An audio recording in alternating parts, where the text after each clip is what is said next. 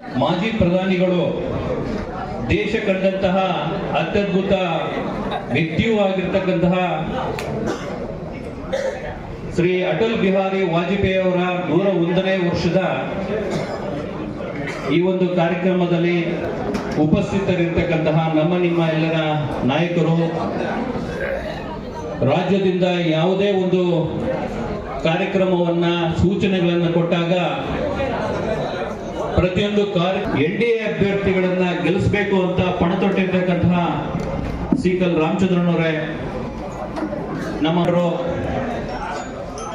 ಆ ಕ್ಷೇತ್ರದಲ್ಲಿ BJP ತಳಮಟ್ಟದಿಂದ booth ಮಟ್ಟದಿಂದ ಕಟ್ಟಲಿಕ್ಕೆ ತನುಮನ ಧನವನ್ನ ಅರ್ಪಿಸಿ ಇವತ್ತಿನ ದಿವಸ ಅಲ್ಲಿ ಬಿಜೆಪಿಯನ್ನ ಗಟ್ಟಿಯಾಗಿ ಕಟ್ಟಲಿಕ್ಕೆ ಹೊರಟಿರ್ತಕ್ಕಂಥ ನಮ್ಮ ನೆಚ್ಚಿನ ನಾಯಕರಾಗಿರ್ತಕ್ಕಂಥ ವೇಣುಗೋಪಾಲಣ್ಣನವರೇ, ಮೊದಲನೇ ಬಾರಿ ನಮ್ಮ ಶಿಡ್ಲಘಟ್ಟ ವಿಧಾನಸಭಾ ಕ್ಷೇತ್ರದಲ್ಲಿ ಈ ರೀತಿಯಾದಂತಹ ಒಂದು ಆಲೋಚನೆಯನ್ನ ಮಾಡಿ ಎಲ್ಲರ ಜೀವನ ಎಷ್ಟು ಮುಖ್ಯ ಅನ್ನೋದ್ರ ಬಗ್ಗೆ ಆಲೋಚನೆ ಮಾಡಿ ಇತಿಹಾಸದಲ್ಲಿ ಮೊದಲನೇ ಬಾರಿಗೆ ಈ ರೀತಿಯಾದಂತಹ ಒಂದು ಕಾರ್ಯಕ್ರಮವನ್ನ ನಮ್ಮ ಸೇವಾ ಸೌಧದಲ್ಲಿ ಶ್ರೀಯುತ ಜಿಲ್ಲಾಧ್ಯಕ್ಷರು ಆಗಿರ್ತಕ್ಕಂತಹ ಸಿಕಲ್ ರಾಮಚಂದ್ರೇಗೌಡರ ಒಂದು ನೇತೃತ್ವದಲ್ಲಿ ಇವತ್ತೊಂದು ದಿವಸ ಆಯೋಜನೆಗೊಳಿಸಿರೋದು ನಮಗೆಲ್ಲ ಹೆಮ್ಮೆಯ ವಿಷಯ. ಕೆಲಸವನ್ನ ಈಗಾಗಲೇ ರಾಮಚಂದ್ರೇಗೌಡರು ರಾಜಣ್ಣವರು ಶುರು ಮಾಡಿದ್ದಾರೆ. ಮುಂದುವರೆದ ಭಾಗವಾಗಿ ಸ್ಥಳೀಯ ಚುನಾವಣೆಗಳಿರೋದ್ರಿಂದ ಪ್ರತಿಯೊಬ್ಬರಿಗೂ ಇದರ ಒಂದು ಮನವರಿಕೆಯನ್ನು ಮಾಡಿಕೊಡಬೇಕು, ನಮ್ಮ ಬೂತ್ ಮಟ್ಟದಲ್ಲಿ ಯಾವ ರೀತಿಯಾಗಿ ಪಕ್ಷವನ್ನು ಗಟ್ಟಿಯಾಗಿ ಕಟ್ಟಬೇಕು ಅನ್ನೋ ಒಂದು ಅರಿವನ್ನು ಮೂಡಿಸಬೇಕು ಅಂತೇಳಿ ಈ ರೀತಿಯಾದಂತಹ ವಿವಿಧ ಕಾರ್ಯಕ್ರಮಗಳನ್ನ ಸತತವಾಗಿ ಮಾಡ್ಕೊಳ್ತಾ ಬಂದಿದ್ದೀವಿ. ವಾಜಪೇಯಿ ಅವರ ಒಂದು ವ್ಯಕ್ತಿತ್ವ, ಅವರ ನಡೆ, ಅವರ ನುಡಿ, ಅವರ ಸಂಸ್ಕೃತಿ, ಅವರ ಭಾಷೆ ಅವರನ್ನ ಅಜಾತ ಶತ್ರುವನ್ನಾಗಿ ಮಾಡ್ತು. ಬಂಧುಗಳೇ, ಅಟಲ್ ಬಿಹಾರಿ ವಾಜಪೇಯಿ ಅವರು ರಾಜಕೀಯಕ್ಕೆ ಬರುವ ಮೊದಲು ಹಿರಿಯ ಪತ್ರಕರ್ತರಾಗಿ ಕೆಲಸ ಮಾಡ್ತಿದ್ರು, ಸಂಪಾದಕರಾಗಿ ಮತ್ತು ಇನ್ನು 3-4 ಪತ್ರಿಕೆಗಳ ಸಂಪಾದಕರಾಗಿ ಅವರು ಕೆಲಸ ಮಾಡ್ತಾ ಇದ್ರು. ಅವರು 1925ರ ನಮ್ಮ ಆರೋಗ್ಯ ಅಥವಾ ಏನು ನಮ್ಮ ದ್ವಿಚಕ್ರ ವಾಹನದಲ್ಲಿ ನಾವು ಪ್ರಯಾಣ ಮಾಡೋ ಸಂದರ್ಭದಲ್ಲಿ ಪ್ರತಿನಿತ್ಯ ನಾವು ನೋಡ್ತಾ ಇದ್ದೀವಿ ಅಪಘಾತಗಳು. ವಿಶೇಷವಾಗಿ ಯುವಶಕ್ತಿ ಯುವಕರು ಅಪಘಾತದಿಂದ ಬಹಳಷ್ಟು ಜನ ತಮ್ಮ ಅಮೂಲ್ಯವಾದ ಒಂದು ಪವಿತ್ರವಾದ ಪ್ರಾಣವನ್ನು ಕಳ್ಕೊತಾ ಇದ್ದಾರೆ. ಅದಕ್ಕೆ ಕಾರಣ ಅವರ ಒಂದು ಬೇಜವಾಬ್ದಾರಿತನ ಅಥವಾ ಯುವಕರು ಆ ತಲೆಗೆ ಹೆಲ್ಮೆಟ್ ಧರಿಸದೇ ಬಹಳಷ್ಟು ಜನ ತಮ್ಮ ಪ್ರಾಣ ಕಳ್ಕೊತಾ ಇದ್ದಾರೆ. ಅದನ್ನು ಮನಗಂಡು ಇವತ್ತು ನಮ್ಮ ಜಿಲ್ಲಾಧ್ಯಕ್ಷರು ನಮ್ಮ ಶಿಡ್ಲಘಟ್ಟ ತಾಲೂಕಿನ ಎಲ್ಲ ಗ್ರಾಮಗಳಲ್ಲಿರ್ತಕ್ಕಂಥ ನಮ್ಮೆಲ್ಲ ಪಕ್ಷದ ಮುಖಂಡರಿಗೆ, ವಿಶೇಷವಾಗಿ ಯುವಕರಿಗೆ ಆ ಒಂದು ಏನು ಅಪಘಾತಕ್ಕೆ ಆಗದಾಗ ಅವರ ಸುರಕ್ಷತೆ ಇರಬೇಕು, ಬಹಳ ಎಚ್ಚರಿಕೆಯಿಂದ ಪ್ರತಿಯೊಬ್ಬರು ಕೂಡ ಹೆಲ್ಮೆಟ್ ಧರಿಸಿ ಇವತ್ತು ನಮ್ಮ ಘನ ಸರ್ಕಾರಗಳು ಕೂಡ ಅದಕ್ಕೆ ಹೆಚ್ಚು ಒತ್ತು ಕೊಟ್ಟು, ವಿಶೇಷವಾಗಿ ನಮ್ಮ ಚಿಕ್ಕಬಳ್ಳಾಪುರ ಜಿಲ್ಲೆಯ ಪೊಲೀಸ್ ಇಲಾಖೆ ಇರ್ಬೋದು, ಜಿಲ್ಲಾಡಳಿತ ಇರ್ಬೋದು, ತಾಲೂಕು ಆಡಳಿತ ಇರ್ಬೋದು, ಎಲ್ಲರೂ ಕೂಡ ಹೆಚ್ಚು ಒತ್ತು ಕೊಟ್ಟು ಪ್ರತಿಯೊಬ್ಬ ವ್ಯಕ್ತಿಯೂ ಕೂಡ ಹೆಲ್ಮೆಟ್ ಧರಿಸಿನೇ ದ್ವಿಚಕ್ರ ವಾಹನವನ್ನು ಪ್ರಯಾಣ ಮಾಡಬೇಕು ಅಂತ ಹೇಳೋದು ಕಡ್ಡಾಯ ಕೂಡ ಮಾಡಿದ್ರೆ ಅದಕ್ಕೆಲ್ಲರೂ ಕೂಡ ನಾವೆಲ್ಲ ಸ್ಪಂದಿಸಬೇಕಂತ ಹೇಳಿ ಆ ನಿಟ್ಟಿನಲ್ಲಿ ನಾವೆಲ್ಲರೂ ಕೂಡ ಇವತ್ತು ಅದನ್ನ ಚಾಚು ತಪ್ಪದೆ ನಾವು ದ್ವಿಚಕ್ರ ವಾಹನ ಚಲನೆ ಮಾಡುವಾಗ ಧರಿಸ್ಕೊಳ್ಬೇಕಂತ ಒಂದು ಕಿವಿ ಮಾತು ಹೇಳ್ತಾ, ಇವತ್ತೇನು ನಾವು ಈ ಒಂದು ಕಾರ್ಯಕ್ರಮದಲ್ಲಿ ಕೇವಲ ಇದ್ರ ಜೊತೆಗೆ ಅಟಲ್ ಬಿಹಾರಿ ವಾಜಪೇಯಿ ಅವರ ಜೀವನ ಚರಿತ್ರೆ, ಅವರ ವಿಚಾರಗಳೆಲ್ಲರಿಗೂ ಬಹಳಷ್ಟು ಜನ ನಮ್ಮ ಭಾರತೀಯ ಜನತಾ ಪಕ್ಷದ ಪ್ರತಿಯೊಬ್ಬ ಕಟ್ಟಕಡೆ ವ್ಯಕ್ತಿ ಕೂಡ ಅಟಲ್ ಬಿಹಾರಿ ವಾಜಪೇಯಿ ಅವರ ವಿಚಾರ ಗೊತ್ತಿದೆ. ಕೆಲಸ ಮಾಡಿ ಗೆಲ್ಸ್ಕೋಬೇಕಂತ ಹೇಳಿ ರೆಡಿಯಾಗಿ ಬಂದಿರ್ತಕ್ಕಂಥ ಸೈನಿಕರ ತರ ನೀವೆಲ್ಲರೂ ಕಾಣಿಸ್ತಾ ಇದ್ದೀವಿ. ನಾವು ನಿಮ್ ಜೊತೆ ಸೈನಿಕರ ತರನೇ ಕೆಲಸ ಮಾಡ್ತೀವಿ. ಅಟಲ್ ಬಿಹಾರಿ ವಾಜಪೇಯಿ ಅವರ ಬಗ್ಗೆ ಇಷ್ಟೊತ್ತು ಹೇಳಿದ್ರು ಎಲ್ಲಾರು. ಇದುವರೆಗೂ ಮಾತಾಡಿರ್ತಕ್ಕಂಥವರೆಲ್ಲ ಅವರಂತ ಪ್ರಧಾನಮಂತ್ರಿಯನ್ನ ನಾವು ಪಡಿಬೇಕಂದ್ರೆ ನಾವು ಪುಣ್ಯ ಮಾಡಿರ್ಬೇಕು. ಅವ್ರು ಹಾಕೊಟ್ಟಿರ್ತಕ್ಕಂಥ ಫೌಂಡೇಶನ್ ಅಲ್ಲಿ ಇವತ್ತು ಇಡೀ ದೇಶದಲ್ಲಿ ಸನ್ಮಾನ್ಯ ನರೇಂದ್ರ ಮೋದಿಜಿಯವರು ಯಾವ ರೀತಿ ಕೆಲಸ ಮಾಡ್ತಾ ಇದ್ದಾರೆ. ಅವರು 3 ಸಲ ಪ್ರಧಾನಮಂತ್ರಿ ಆಗಿದ್ರು. ಇವತ್ತೇನು ಅಮೆರಿಕ ದೊಡ್ಡಣ್ಣ ಅಂತ ಹೇಳಿ ಅವತ್ತು ಹೇಳ್ತಾ ಇದ್ರು, ಇವತ್ತು ಚಿಕ್ಕಣ್ಣ ಆಗಿದ್ದಾರೆ. ಅವರು ಅವತ್ತು ಏನೇ ಒತ್ತಡ ಹಾಕಿದ್ರೂ ಪರಮಾಣು ಪರೀಕ್ಷೆಯಲ್ಲಿ ಯಾವ ರೀತಿ ಅವರನ್ನ ಧಿಕ್ಕರಿಸಿ ಪರೀಕ್ಷೆ ಮಾಡಿದ್ರು. ಇವತ್ತು ಸಾಗರ್ ಮಾಲಾ ಅಂತ ಹೇಳ್ಬಿಟ್ಟು ಏನು ಇವತ್ತು ಜಮ್ಮು ಕಾಶ್ಮೀರದಿಂದ ಕನ್ಯಾಕುಮಾರಿವರೆಗೂ ರಸ್ತೆಗಳು ಇಡೀ ದೇಶದಲ್ಲಿ ರಸ್ತೆಗಳು ಡೆವಲಪ್ ಆಗ್ತಾ ಇದೆ. ಅದು ಸನ್ಮಾನ್ಯ ವಾಜಪೇಯಿ ಸಾಹೇಬರು ಅವತ್ತು ಹಾಕ್ಕೊಟ್ಟಿರ್ತಕ್ಕಂಥ ಫೌಂಡೇಶನ್.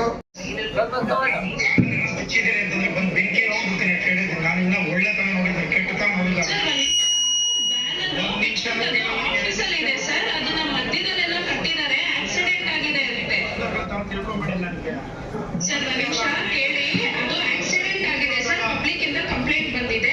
ಕಂಪ್ಲೇಂಟ್ ಬಂದ್ರೆ ಬ್ಯಾನರ್ ಕೇಳ್ತೀರಿ, ಬ್ಯಾನರ್ ಕಿತ್ತಿಲ್ಲ ಸರ್, ತೆಗ್ಬಿಟ್ಟು ಅದು ಆಫೀಸಲ್ಲಿ ಇಟ್ಟಿದ್ದಾರೆ. ನಾನು ಬೆಳಗ್ಗೆನೇ ಇನ್ಫಾರ್ಮ್ ಮಾಡಿದ್ದೀನಲ್ಲ. ಯಾವ ಬಿಚ್ಚಿದ ನಮ್ಮ ಸುಳ್ಳು ಕಟ್ಸಿದ್ರೆ ಸರಿ, ನಮ್ಮನ್ನೆಲ್ಲ ನೋಡ್ತೀನಿ ನಾನು ಏನು ಅಂತ ಬರ್ಲಿಲ್ಲ ಸರ್. ನೀವು ಹಂಗಿಲ್ಲ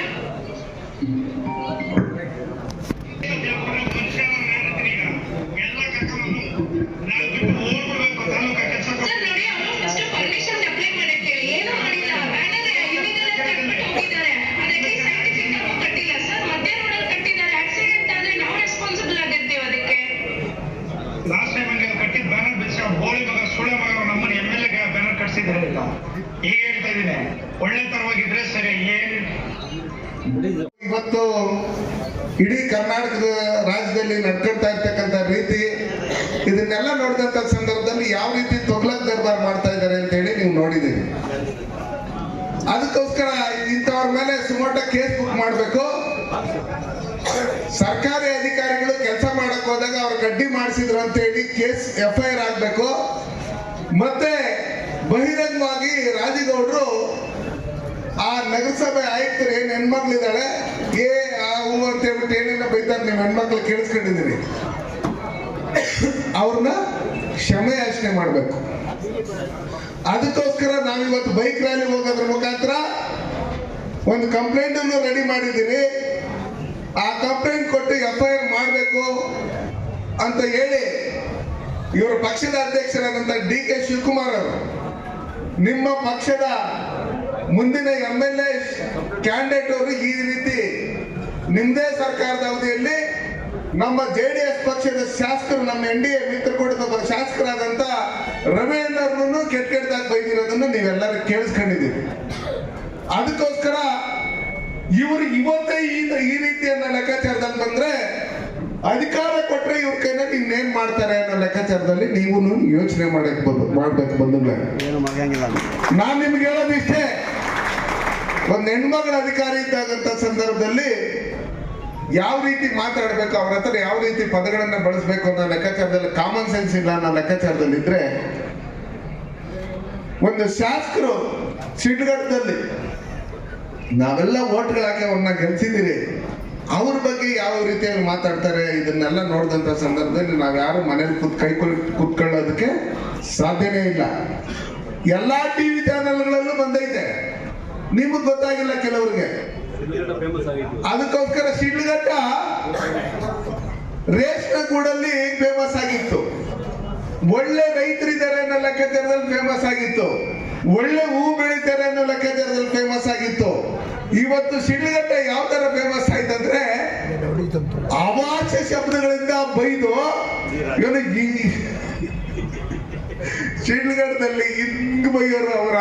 ಬಿಜೆಪಿ JDS ಅವರು ಏನಾದ್ರು ಈ ಭ್ರಷ್ಟ ಕಾಂಗ್ರೆಸ್ ಸರ್ಕಾರದ ವಿರುದ್ಧವಾಗಿ ಮಾತಾಡಿದ್ರೆ ತಕ್ಷಣ ಬಂದು ಅಮಾಯಕರನ್ನ ನೀವು ಮಾಡ್ತಾ ಇರ್ತಕ್ಕಂಥ ಭ್ರಷ್ಟಾಚಾರ ಅಂತ ಹೇಳ್ಬಿಟ್ಟು ಏನೇನಿದೆ ಅಂತ ಹೇಳಿ ನಿಮ್ಮದೇ ಪಾರ್ಟಿಯಲ್ಲಿ ಇರ್ತಕ್ಕಂಥ ಶಾಸಕರು ರಾಜೀನಾಮೆ ಕೊಡ್ತೀರಿ, ಇನ್ನೊಂದು ಮತ್ತೊಂದು ಅದು ಇದು ಏನು ಕೆಲಸ ಆಗ್ತಾ ಇಲ್ಲ. ನಮ್ಮ ತಾಲೂಕುಗಳಲ್ಲಿ ಒಂದೇ 1 ಕಿಲೋಮೀಟರ್ ರಸ್ತೆ ನಾವು ಟಾರಾಕ್ ಹಾಕಾಗಿಲ್ಲ. ಇದು ಯಾವ್ದೋ ನಕಲಿ ಗ್ಯಾರಂಟಿಗಳನ್ನ ಮಾಡಿಸ್ಕೊಂಡು ಅದನ್ನು ಲಕ್ಷ್ಮೀ ಹೆಬ್ಬಾಳ್ಕರ್ ಗುಳು ಮಾಡ್ಬಿಟ್ಟು ನಾನು ಕೊಟ್ಟಿದ್ದೀನಿ ಅಂತ ಹೇಳಿ 3 ತಿಂಗಳದು 5,000 ಕೋಟಿ ತಿಂದಾಕಿದ್ದಾರೆ.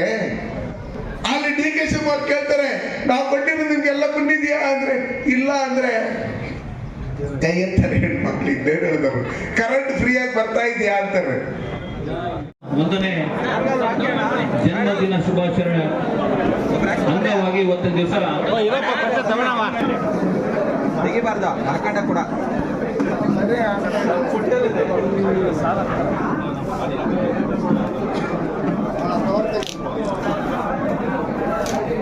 ಹಾ ಅಧ್ಯಕ್ಷರ ಭಾಷಣ ಆದ್ಮೇಲೆ ಎಲ್ಲರೂ ಸಹ ತಮ್ಮ ತಮ್ಮ ಟೂ ವೀಲರ್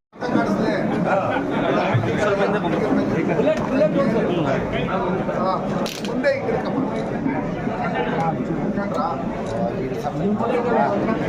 25ನೇ ತಾರೀಕಿನ ನಮ್ಮ ಪ್ರಧಾನಮಂತ್ರಿಗಳಾದಂಥ ನರೇಂದ್ರ ಮೋದಿಜಿಯವರು ಗುಡ್ ಗವರ್ನೆನ್ಸ್ ಡೇ ಅಂತ ಹೇಳ್ಬಿಟ್ಟು ಅನೌನ್ಸ್ ಮಾಡಿದ್ದಾರೆ.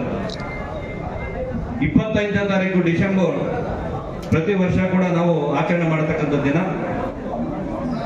ಇಡೀ ಭಾರತದಲ್ಲಿ ಇವತ್ತು ಮೋದಿಜಿಯವರನ್ನ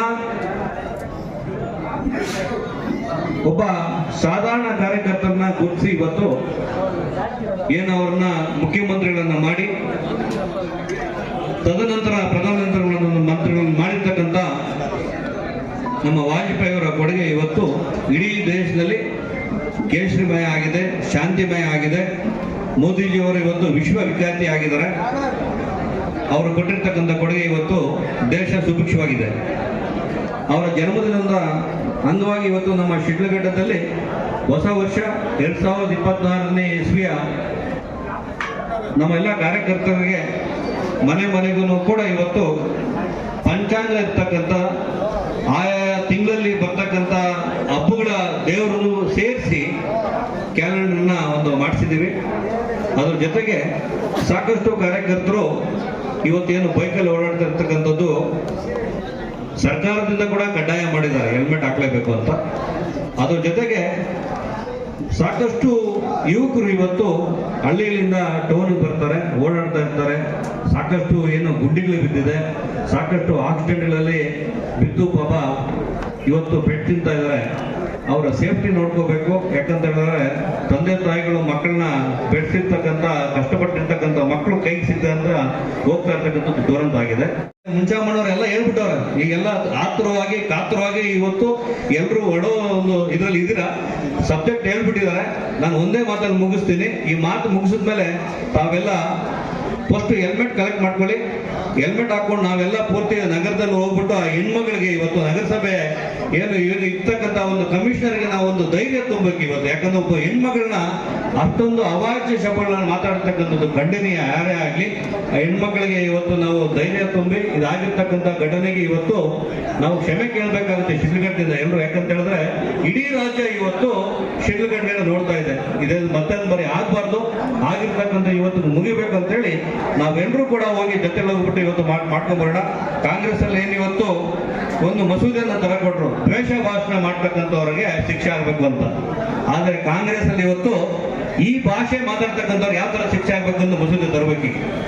ಇಂಪಾರ್ಟೆಂಟ್ ಇದೆ. ಯಾಕಂತ ಹೇಳಿದ್ರೆ ಈ ಗೂಂಡಾಗಿರಿ ನಡೀತಕ್ಕಂಥದ್ದು ಕಾಂಗ್ರೆಸ್ನ ಏನು ಇವತ್ತಿದೆ ಅದಕ್ಕೊಂದು ಮಸೂದೆ ತರ್ತಕ್ಕಂಥದ್ದು ಮಾಡಲೇಬೇಕು. ಇಲ್ಲ ಅಂತ ಹೇಳಿದ್ರೆ ಇವತ್ತು ಹೆಣ್ಮಕ್ಳಿಗೆ, ಅಧಿಕಾರಿಗಳಿಗೆ, ಇರ್ತಕ್ಕಂಥ ಕಾರ್ಯಕರ್ತರಿಗೆ ಅಧಿಕಾರ ಬಂದಿದ ತಕ್ಷಣ ಗೂಂಡಾಗಿರಿ ಮಾಡ್ತಕ್ಕಂಥದ್ದಕ್ಕೆ ಇದೆಲ್ಲ ಒಂದು ಮಸೂದೆ ತರದು ಅಂದ್ರೆ ಇದು ಮುಂದುವರ್ಕೊಂಡು ಹೋಗ್ತದೆ. ಇವತ್ತು ಒಂದೇ ಎಕ್ಸಾಂಪಲ್ ಆಗಿದೆ. ಅವ್ರೇನು ದ್ವೇಷ ಭಾಷಣ ಅಂತಾರೆ. ಯಾಕಂದ್ರೆ ಕಾಂಗ್ರೆಸ್ ಅವರು ಇವತ್ತು ಕೊಟ್ಟಿರ್ತಕ್ಕಂಥ ಏನು ಅವ್ರ ಭರವಸೆಗಳನ್ನ ಈಡೇರಿಸ್ತಾ ಇಲ್ಲ. 2.5 ವರ್ಷ ಆಯ್ತು. ಇನ್ನ 1 ವರ್ಷ 2 ವರ್ಷ ಅಂತ ಹೇಳಿದ್ರೆ ಎಲ್ಲರೂ